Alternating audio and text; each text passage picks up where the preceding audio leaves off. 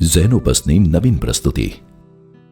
આરાધના ભટ્ટ લિખિત પુસ્તક ચોથી જાગીરના જાણતલ.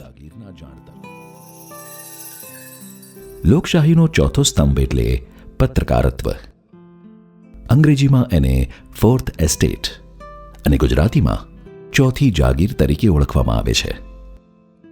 વર્ષ 2021-22માં ગુજરાતી પત્રકારત્વને 200 વર્ષ પૂરા થયા.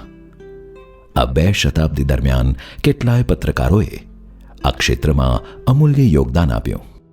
સમય અને સંજોગોની સાથે પત્રકારત્વ પણ બદલાતું રહ્યું છે.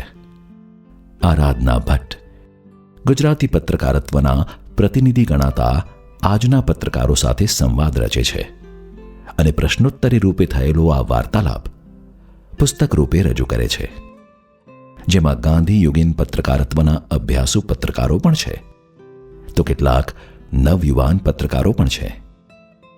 ભવિષ્યના પત્રકારત્વનું દિશા ઘડતર કરતા ઉભરતા પત્રકારોની સાથે પત્રકારત્વ ભણાવી રહેલી મહિલાઓ પણ છે.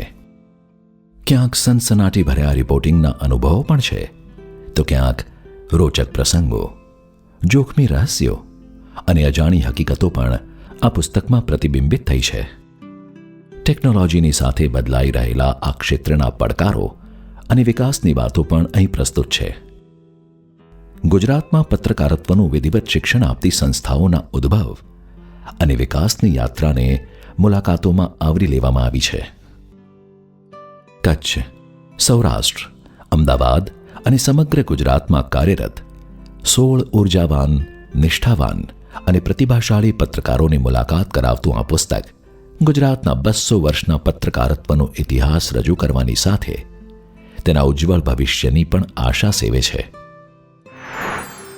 ચોથી જાગીરના જાણતલ નેશન વાઇડ ફ્રી શિપિંગ સાથે ઘેર બેઠા મેળવવા www.zenopus.in. ઓનલાઈન શોપિંગ માટે એમેઝોન અથવા તમારા નજીકના બુક સ્ટોરનો સંપર્ક કરો. સાથે ઝેનોપસના ફેસબુક અને ઇન્સ્ટાગ્રામ પેજને ફોલો કરો અને નવા પ્રકાશિત પુસ્તકોની માહિતી મેળવો.